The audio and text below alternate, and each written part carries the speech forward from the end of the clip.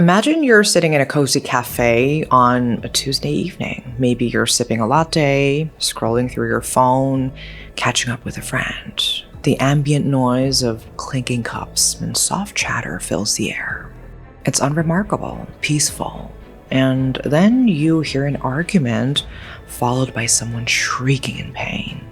You look up. There's a woman running down the stairs, and she is on fire, head to toe, completely engulfed. The flames consume her so entirely that you can't even make out any of her features, only the vague outlines of a human in agony. It sounds like a scene from a horror movie, but this really happened.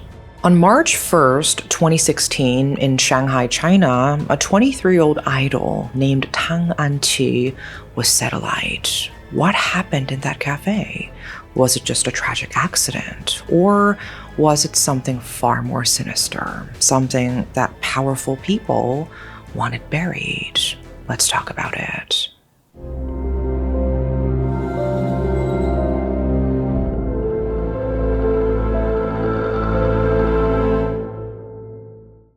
Most people don't expect their lives to change because of one moment, an accident, a mistake that wasn't theirs, a day that starts normal and ends with everything feeling uncertain. When that happens, you're not thinking about lawsuits, you're thinking about pain, medical bills, how long recovery will take, and whether things will ever feel normal again. And in that space, a lot of people stay quiet. They don't ask questions. They don't push back. They assume the system will be fair. But that's rarely how it works. There's a reason you shouldn't hand your future to the same system, calculating how much your pain costs them. Just like there's a reason you wouldn't trust your insurance company with your case. That doesn't mean you're weak. It means you're human. And no one should have to carry something this heavy alone. Fortunately, there are people whose entire purpose is to stand between regular families and systems that are built to wear them down. Morgan & Morgan exists for that reason. For more than 35 years, they have fought for the people with no upfront fees and the resources to take on powerful companies when it matters. And this isn't about promises. It's about knowing help is real. If you're ever injured due to someone else's negligence, you deserve to know your options. If you're ever looking for more information, you can check out Morgan & Morgan by going to forthepeople.com/Megan. Their fee is free unless they win. To understand this story, you need to understand who Tang Anqi was. Born September 7th, 1992 in Huangshi City, Hubei Province, she was just an ordinary girl with an extraordinary dream. She wanted to be a star. Most never see that dream fulfilled, but in 2013, it started becoming a reality. On August 13th, 2013, she joined SNH48 as a trainee. Now, if you're not familiar with the 48 group system, here's a short introduction. It started with AKB48 in Japan, a massive idol group built on the concept of being idols you can meet. Regular theater performances, fan interactions, and elections where fans vote to decide which members will sing the main songs. The group would split into teams based on letters from the group's name. Team A, Team K, Team B. And it was revolutionary.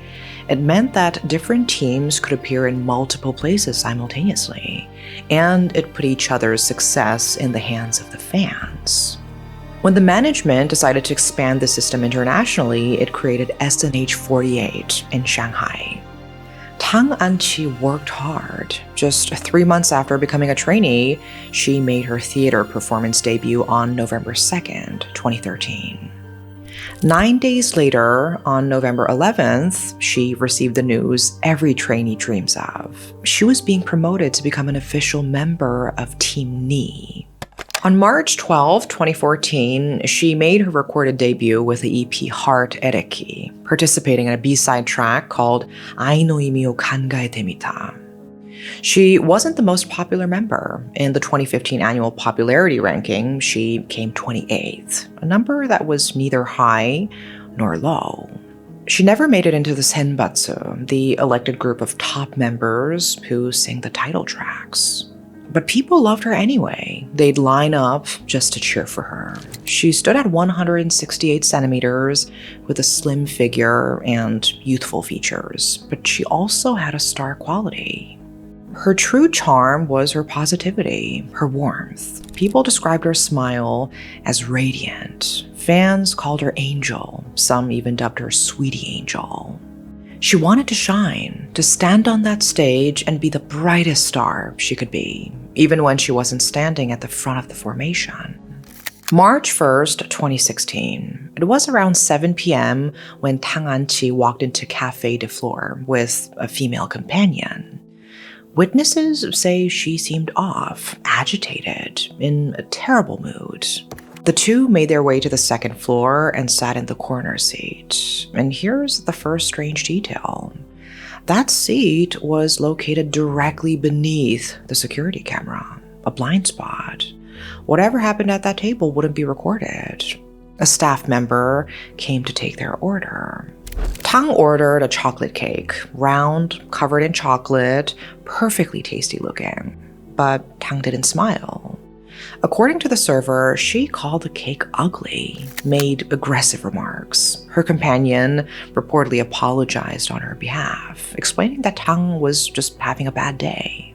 The server left, and then sometime between 7:45 and 8 p.m., people heard two women arguing loudly on the second floor, raised voices, a heated dispute. Minutes later, Tang Anqi came running down the stairs, on fire. The cafe manager, later identified only as one, immediately called emergency services. Customers fled in panic. Someone grabbed a fire extinguisher, but by the time the flames were eventually put out, the damage was catastrophic. Tang Anqi had burns covering 80% of her body. She was rushed to the Shanghai hospital's ICU. Doctors worked desperately to stabilize her. She was alive, but barely. She was unconscious, her body devastated. SNH48's management immediately released a statement on social media platform Weibo, confirming the victim was their artist, Tang Anqi. The same statement shared devastating news. Tang needed blood donations urgently due to the severity of her injuries, and fans responded immediately. More than 40 of them drove for hours through Shanghai's notorious traffic just to donate blood for their angel. They changed their profile pictures and banners to show messages reading, "Get well soon, Tang Anqi. We will always love you." Staff and fans gathered money to help cover her medical expenses, donating what they could to Tang's family. Her fellow Team Ni members spoke out about the incident. One of them, Zheng Yanfeng, didn't post anything on social media because she was too busy trying to help. She went to a blood donation clinic to give blood for Tang, but was rejected by the clinic. Still, she had tried. SNH48's management announced they would cover Tang's hospital bills, citing her family's financial background. Fans found this gesture surprisingly generous, almost uncharacteristically so for the company. On March 8th, the group even held a benefit concert at their Star Dream Theater to raise money for Tang's medical expenses. On March 4th, Tang underwent her first surgery, skin grafts on her eyes, eyelids, arms, and knees. Doctors also removed necrotic tissue from her burns. When she briefly regained consciousness, she asked her doctors a heartbreaking question. "Will I be disfigured?" Her mother rushed to the hospital upon hearing the news. She was inconsolable. Meanwhile, police arrived at the scene to investigate. Officers walked into the cafe and immediately noticed a large, charred mark on the stairs, the spot where Tang had burned. They asked about where she'd been sitting and confirmed that it was a CCTV blind spot. The footage captured nothing of what happened before the fire. The only visual evidence came from videos and photos taken by witnesses and passersby, which rapidly spread across the internet. And here is something interesting about the initial police response. When the Shanghai Baoshan authorities first confirmed the incident, they described it as a woman who had been set on fire after a dispute with her companion. Set on fire after a dispute. That's how they initially described it. But after their investigation, the official narrative changed. The Baoshan District Police released their conclusion. It was an accident. According to their statement, the fire started because Tang Anqi was playing with a lighter after her dispute with her companion. The liquid inside the lighter supposedly spilled onto her coat, igniting it. The fire spread to her supposedly flammable clothing, a down jacket, silk stockings, and accelerated rapidly. In a statement broadcast through Dragon TV, cafe manager 1 stated that people present at the scene heard 2 people arguing loudly before Tang came running down the stairs in flames. The cafe also strangely suggested that Tang may have had dangerous tendencies where she wanted to kill herself, a claim that seemed designed to shift blame entirely onto the victim. Case closed, except people weren't buying it. And here's the thing about fire. It doesn't lie. And when people started examining the information given, the official story fell apart. A lighter, some spilled lighter fluid, a coat, and stockings. Could that really cause 80% burns in a matter of minutes? Even China's mainstream media wasn't convinced. On March 3rd, a news program called Morning News ran a segment testing whether stockings could actually cause a person to burst into flames. They tested various brands. The result? The stockings did not rapidly disintegrate. Only a small hole burned through where the flame was initially held up to the fabric. Meanwhile, on social media site Douban, a user under the account Haoqi Shiyanshi, which translates to Curious Experiment Lab, conducted their own test. They set up a mannequin dressed in clothes similar to those Tang was reportedly wearing. A coat, stockings, a skirt. They used a lighter. They even splashed alcohol on the coat to simulate the supposed accident where lighter fluid spilled onto her. The result? The fire didn't spread fast enough, not even close. The mannequin burned, sure, but slowly. There was plenty of time to react, to call for help, to smother the flames before they became catastrophic. For comparison, people pointed to other high-profile incidents involving fire. Selena from the Taiwanese group SHE was caught in an actual pyrotechnic malfunction on a film set. Her burns covered 54% of her body. A victim of a fireworks factory explosion, an actual industrial disaster, reported burns covering around 70% of their body. But Tang Anqi, supposedly playing with a lighter in a cafe, suffered 80% burns. The numbers didn't make sense. If the fire started from her coat, why couldn't she have used that same thick, heavy coat to smother the flames before they spread everywhere? Why didn't she have time to react? Unless the fire wasn't small, unless something made it spread impossibly fast, something wasn't right. Alternative theories spread as fast as the original news had. Articles questioning the official story began appearing online. But here's the thing, many of those articles were deleted shortly after being published. The disappearing coverage only fueled suspicion. If it was just an accident, why were people so eager to scrub the internet clean? Because of the growing rumors, SNH48's management released another statement, this time explicitly calling the circulating theories false rumors and hoaxes. They urged people not to believe the speculation, but the questions kept coming, and soon witnesses started talking. On March 5th, a Weibo user under the name Jifeng Zhetan posted something explosive. They attached a GIF of the incident and claimed to know what really happened. According to this post, Tang's companion had brought a bottle of kerosene to the cafe. The kerosene was supposedly meant to scare Tang, but things escalated beyond control. The post questioned why the companion didn't help Tang when she was burning, why she just sat there while Tang screamed. The theory spread rapidly. After all, it made more sense than the official story. A large amount of kerosene would explain how the fire grew so fast and spread so completely. But then on March 8th, the user changed their username and posted an apology for spreading false rumors. But they weren't the only ones talking. On March 6th, one witness came forward publicly. Let's call her Witness A. She claimed she was dining at the cafe that night and saw everything. According to her, Tang Anqi was crying and making a lot of noise before the incident. And then she saw the companion deliberately pour some kind of liquid, what looked like oil, all over Tang's body, deliberately. Then the companion lit Tang's clothes on fire, and flames engulfed her instantly. Witness A was clear. This wasn't an accident. The companion's movements were intentional. Another witness corroborated this account, saying Tang was burned within a second.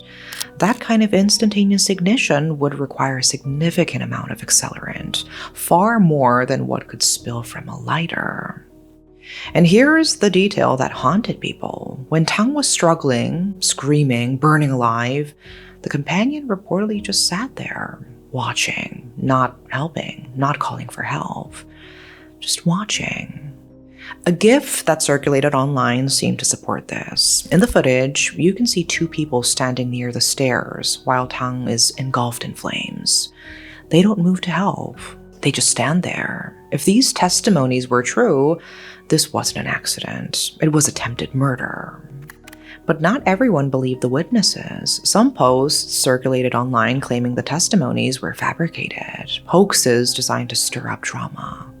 With so many conflicting accounts and deleted articles, it became impossible to know what was true and what was manufactured outrage. So who was this woman, the one who walked into the cafe with Tang Anqi that night? For weeks, her identity remained a mystery. She never came forward, never spoke publicly, never defended herself. The silence only fueled suspicion. Then came a breakthrough, or what seemed like one. A Tieba user under the name HeySenlin48, claiming to be an SNH48 trainee, posted information allegedly identifying the mysterious companion. According to this post, the woman was a T, Chinese slang for a butch lesbian. The post pointed to a social media account, BK Gangbun Ruxian. Internet detectives got to work. They traced that account to an Instagram handle, Elliot Boring. And through that Instagram account, they found photos, lots of them, photos of Tang Anqi. The trail led to a name, Qian Yanyue. Qian wasn't just any fan. She was a top fan in Tang Anqi's fan club, someone who had spent a significant amount of time and money supporting the idol, someone who had gained direct access to her. And here's where it gets darker. Allegedly, Qian had purchased a small vial of pale yellow liquid before the incident. And according to the post, her father was a director in the auditing office in the Shanghai Public Security Bureau. She had connections. She was protected. If this was true, it explained everything. Why the investigation stalled, why the case was ruled an accident, why no one was ever charged. But on March 8th, the same day the original Weibo accuser apologized, Qian Yanyue emerged publicly. She denied everything. She claimed she wasn't the companion. She wasn't even at the cafe that night. She said she only came forward because she'd been harassed and bullied online since March 7th. The mistaken identity had made her life hell. Was she telling the truth? Had internet detectives targeted the wrong person entirely? Well, Qian wasn't the only one caught up in the hunt for the mysterious companion. The chaos even spread to other SNH48 members. Zhu Jingyi, one of the group's most popular members, was wrongly suspected of being Tang Anqi's acquaintance after making a typo on Weibo. The accusation was baseless, but it showed how desperate people were for answers. The mystery companion was never publicly identified, and the investigation went nowhere. As people dug deeper, another theory began to circulate, one that seemed to connect the dots.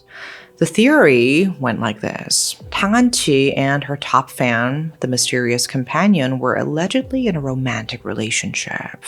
Both women were said to be lesbians, but Tang had developed feelings for someone else, and the top fan saw this as a betrayal.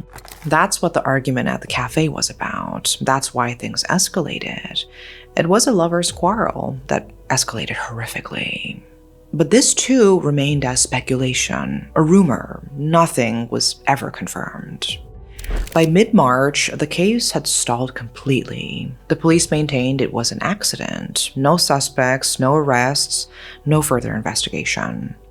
Just a young woman with burns covering 80% of her body, fighting for her life. The police even admitted their investigation was on hold. They couldn't proceed until Tang could exit the ICU and speak to them herself. Tang continued to undergo surgeries. On March 22nd, she completed her second round of major procedures, this time on her legs. On March 24th, she had her third facial skin transplant. According to a hospital official on April 2nd, the prognosis was grim. It will be difficult to even go about daily life, let alone make a comeback in the entertainment world. Her eyesight is seriously damaged, they said. Finally, on May 19th, 80 days after the incident, Tang Anqi was released from the ICU. After vocal cord recovery surgery, she was able to speak for the first time. She recorded a message thanking her fans for their support. She was discharged from the hospital in January 2017. After nearly a year of surgeries, skin grafts, and rehabilitation.